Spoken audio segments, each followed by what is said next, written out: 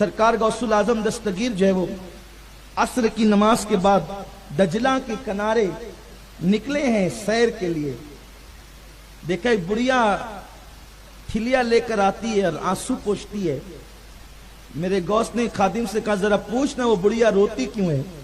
دیکھو بھائیو رلانا تو سب کو آتا ہے لیکن روتوں کی آنسو پوچھنا یہ اللہ والوں کی شان ہے. اس کا مذہب نہ پوچھا, اس کا مسلک نہ پوچھا, اس کا نسب نہ پوچھا, اس کا گھر محلہ نہ پوچھا, روتی کیوں ہے. اس لیے کہ اللہ والوں کو رلانا نہیں آتا, وہ روتوں کو ہنسانا جانتے ہیں. وہ رونے والوں کو مسکرانے کا شعور عطا کرتے ہیں. وہ کیا لوگ تھے اللہ اللہ. فرمایا جا پوچھ. خادم گیا, کہا بڑھیا روتی کیوں ہے کہ تجھے کسی نے ستایا نہیں, مارا نہیں, پیٹا نہیں. بڑھیا نے کہا جا تیرا کام کر, میرے غم سے تجھے کیا تعلق. آپ خود آئے. مائی تو روتی کیوں ہے. نظر اٹھا کے دیکھا تو کچھ چہرے ایسے ہوتے ہیں پھر جن چہروں کی باتیں کاٹی نہیں جاتی, دشمن بھی وہاں ڈھیر ہو جاتے ہیں. میرے غوث کو اس نے کہا کہ میرے غم سے آپ کو تعلق کیا ہے. او پوچھنے والے اگر پوچھتا ہے تو سن لے, مجھے کسی نے مارا نہیں, ستایا نہیں, پیٹا نہیں, تکلیف نہیں پہنچائی, لیکن بات یہ ہے کہ دجلہ پہ جب آتی ہوں تو ایک لوتا بیٹا یاد آتا ہے. جوانی میں بیوہ ہو گئی, بچے کی پرورش کی, جوان کیا. رات و دن ایک خواب تھا کہ میرا بیٹا جوان ہوگا تو بڑی دھوم دھام سے اس کی شادی کروں گی. لے گئی, شادی کر کے لوٹی. بارات آ رہی تھی, دجلہ کے کنارے پہ لگی, چند لوگ اترے, پھر طوفان آیا, کشتی واپس پلٹی اور بیچ جا کر کے ماں کے سامنے بیٹے کی بارات ڈوب گئی. کمائی بارات ڈوب گئی. کتنے دن ہوئے. کہا 12 سال ہو گئے. کہا 12 سال ہو گئے, ٹھیک ہے انتظار کر, ابھی تیرے بیٹے کی کشتی تیرتی ہے. اس نے کہا یہ کون سی بات, کون ہے آپ. کہا مائی مجھے کو عبد القادر کہتے ہیں. چونکہ وہ تھی دوسرے مذہب سے تعلق رکھتی تھی, وہ مسلمان نہیں تھی. رک ابھی انتظار کر. اکثر مورخین نے اسے عیسائی لکھا, عیسائی تھی وہ. اس نے کہا آپ کشتی ترانے کی بات کرتے, 12 سال ہو گئے. کہا ہاں 12 سال ہو گئے. دیکھ ابھی میرے اللہ کی قدرت کا کرشمہ دیکھ, تماشا دیکھ میرے اللہ کی قدرت کا. میرے غوث نے وہیں پر مصلی بچھایا, 2 رکعت نماز پڑھی اور ہاتھ اٹھا دیا, اللہ اس کشتی کو ترا دے مولا, اور جیسی ڈوبی تھی ویسی ترا دے. ارشاد ہوا عبد القادر میرے بندے, وہ جو کشتی ڈوبی تھی اس کشتی کے اندر انسان تھے جنہیں مچھلیاں کھا گئی ہے, اور ان مچھلیوں کو انسان کھا گئے ہیں, اور انسان کھا کر اس کو ہضم کر گئے ہیں. وہ فضلے نکلے تو اسے زمین ہضم کر چکی ہے. عرض کی مولا تیرے لیے کیا مشکل ہے,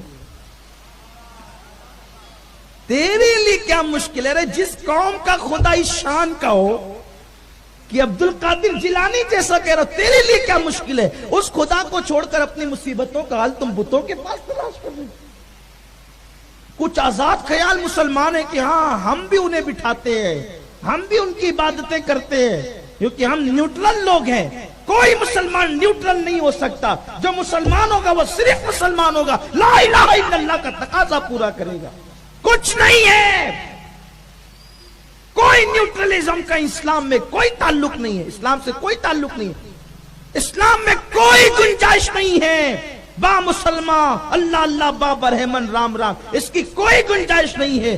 جو مسلمان ہوگا وہ صرف مسلمان ہوگا, اسلام کے تقاضوں کو پورا کرے گا. اس لیے یاد رکھیں جب مصیبت آئے یا تو اللہ کی بارگاہ میں آئے یا ولی اللہ کی بارگاہ میں آئے.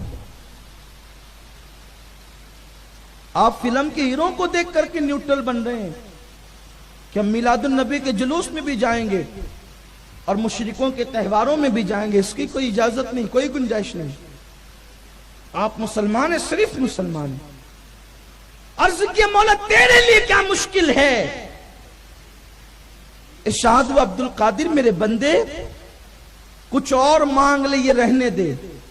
میرے غوث نے اپنا جبہ اتارا, اس کے تیری عزت کی قسم یہ اتار دیتا ہوں, اگر تو نے یہ کام نہ کیا مولا میری خاطر زندگی پر میں لباس نہ پہنوں. ندائی میرے بندے اسی تیری ادا پر تو ساری کائنات قربان ہے, اور تیرا یہ یقین ہمیں اچھا لگتا ہے, اب میری قدرت کا کرشمہ دیکھ لے. اور اس کے بعد جب دریا کی طرف نظر کی ہے تو لوگ بھی دیکھ رہے تھے, جو کشتی ڈوبی تھی 12 برس کی وہ اوپر تیر گئی ہے. اوپر تیر گئی. بڑھیا نے کہا عبد القادر جیلانی، یہ خاص بات ہے، شاید اپنی ابھی تک یہ نہیں سنا ہوگا.